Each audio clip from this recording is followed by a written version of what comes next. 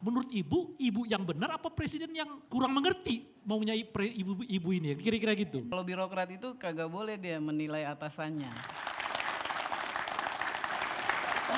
Bu tadi membahas soal luas lahan nih Bu. Iya. Dalam beberapa perbincangan tuh memang antara luas lahan apakah sudah dipatok Bu. Yang ini hutan lindung, yang ini hutan konservasi, yang ini hutan industri dan sebagainya. Dan apakah data ini, patoknya ini Bu, itu sinkron dengan katakan Kementerian Perindustrian, Kementerian Perumahan, Kementerian Pertanian gitu. Karena beberapa kali ngobrol-ngobrol atau dengar talk show itu kayaknya angkanya tuh sebenarnya fix apa enggak sih? Mungkin salah satu yang dibahas Pak Presiden ya. Jadi kalau mau invest tahu nih tanahnya benar-benar legal gitu loh. Jangan tahu-tahu berubah gitu kan takut Bu. Ini gimana Bu? Pembagian fungsi kawasan hutan di Indonesia itu mengalami proses evolusi. Jadi mulai zaman Belanda itu namanya sistem register.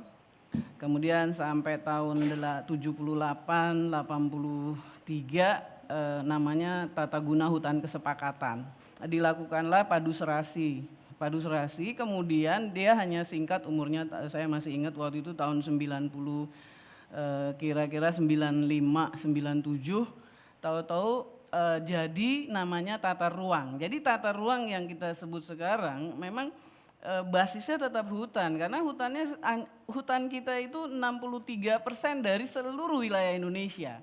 Nah, soal konflik inilah sebetulnya yang kemudian diterobos dengan kebijakan perhutanan sosial dan reforma agraria. Ini proses evolusi lagi sebetulnya, cuman belum tahu namanya apa begitu. Faktanya itu ada 30 ribuan desa di dalam dan di sekitar kawasan hutan. Dan faktanya juga orang-orang ini miskin. Jadi banyak aspek, banyak sebab, banyak situasi yang kemudian mengembangkan kepada kebijakan perhutanan sosial. Waktu saya baru masuk ada 70 juta hutan produksi, 27 juta kawasan konservasi, kemudian ada 30 juta kawasan hutan lindung. Dilihat-lihat kira-kira ada dan masih ada yang harus dilindungi sekitar 6 juta dan seterusnya. Oke, cuman bisa kira-kira 12,7 juta sampai 13 juta, kira-kira begitu. Baik, jadi ada prosesnya Mbak Olga.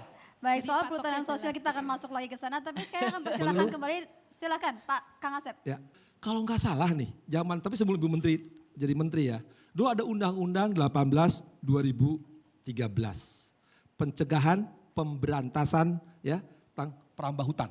Ya.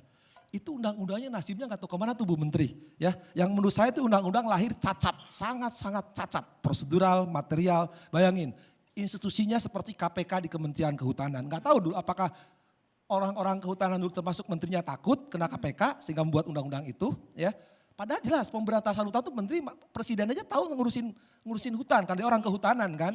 Ya, nah sekarang di eranya Ibu ya sejauh mana implementasi pelaksanaan itu kan menyangkut anggaran yang sangat besar, menyangkut tata kelola yang sangat besar, penegakan hukum yang sangat besar. Tapi itu undang-undang tadi 18 2013 itu undang-undang yang 2015 harus berlaku sampai saat ini nggak jelas kemana itu Bu.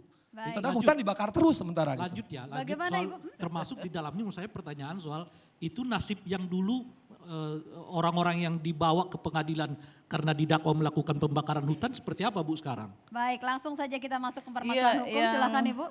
Sebetulnya Undang-Undang 18 2013 itu kalau saya pelajari spiritnya itu diadres kepada korporat.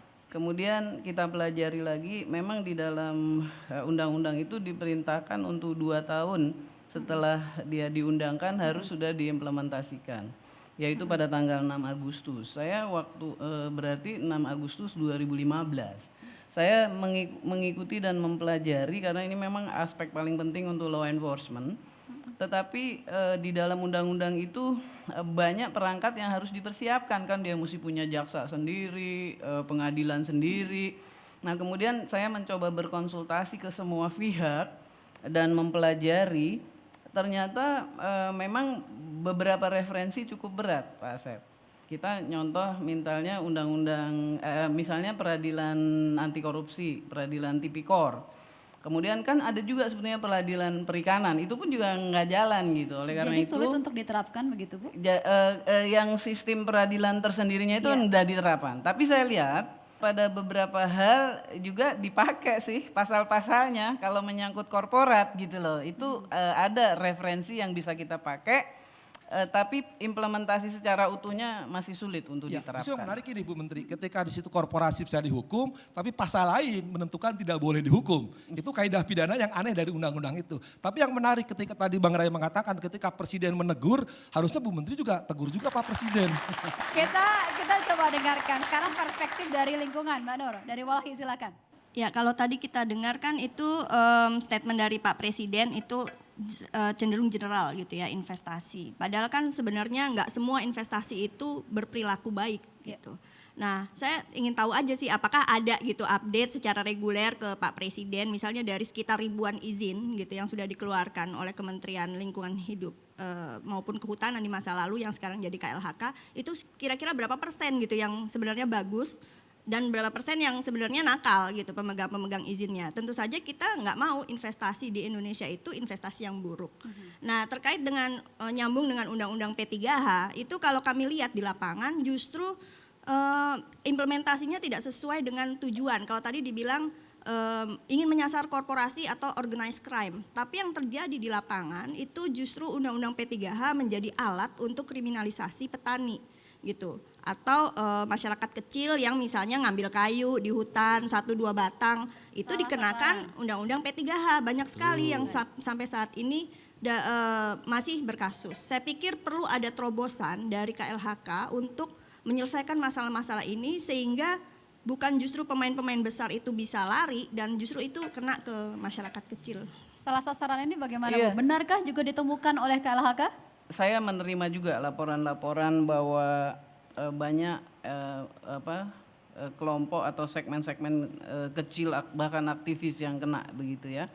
Kemudian harus merefer kepada Undang-Undang 32 2009-nya juga di pasal 66 itu terkait dengan aktivis atau masyarakat kecil yang sebetulnya kritis terhadap problem lingkungan. Itu sekarang kita sedang siapkan bagaimana tata caranya, kriterianya, persoalannya apa, sehingga memang ada koridorisasi yang jelas begitu ya. Ini yang dipersoalkan apa.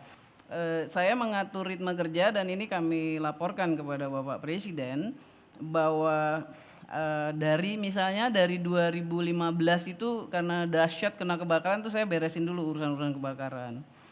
Kemudian setelah itu masuk ke ekonomi berkeadilan yang perhutanan sosial dan reforma agraria. Saya memang berjanji kepada Bapak Presiden untuk Januari ini melaporkan semua yang aspek hukum. Itu ritme itu kita atur Mbak ya. Nyambung tadi dengan yang ditanyakan Bung Rey juga bahwa sudah banyak yang dibawa ke pengadilan itu sudah. Dan kita sekarang sudah punya 3 yang inkrah Bung Rey. Dengan nilai ganti rugi seharusnya kira-kira 16 triliun lebih. Nah itu kapan bisa dieksekusinya itu Bu? Saya lagi berunding dengan Jaksa Agung. Nah itu memang selama ini yang inkrah itu belum pernah ada yang dieksekusi. Jadi saya memang harus bisa nanti merumuskan, memformulasikan tata caranya harus bagaimana. Jadi ke depannya kan nanti tinggal jalan. Terus ada yang baru juga di penegakan hukum kita sekarang, yaitu diterapkannya sanksi administrasi, apakah perdata, pidana, apa sanksi administratif, itu semua karena situasi dan karena kebutuhan lah sebetulnya ya, menurut saya kebutuhan lapangan, ya itu harus kita lakukan. Ada yang bagus setelah 2 kementerian disatukan ini antara kehutanan dan lingkungan disatukan karena 2 undang-undang utamanya yaitu Undang-Undang 4199 tentang kehutanan dan Undang-Undang 32 2009 tentang perlindungan dan pengelolaan lingkungan hidup ini bersinergi dan akhirnya saling memperkuat. Jadi kejahatan kehutanannya bisa di-attach dengan sini. Itu sebabnya mungkin selama ini gambut di HTI nggak pernah ditengok-tengok. Sebab kalau ngomongin HTI apa urusannya sama undang-undang lingkungan gitu kira-kira. Nah sekarang nggak bisa karena ada undang-undang lingkungannya yang meng-attach gambutnya. Jadi memang ada situasi di mana pembaruan dan terobosannya meskipun nggak diperintah gitu ya oleh Bapak Presiden memang harus kita lakukan karena itu kebutuhan.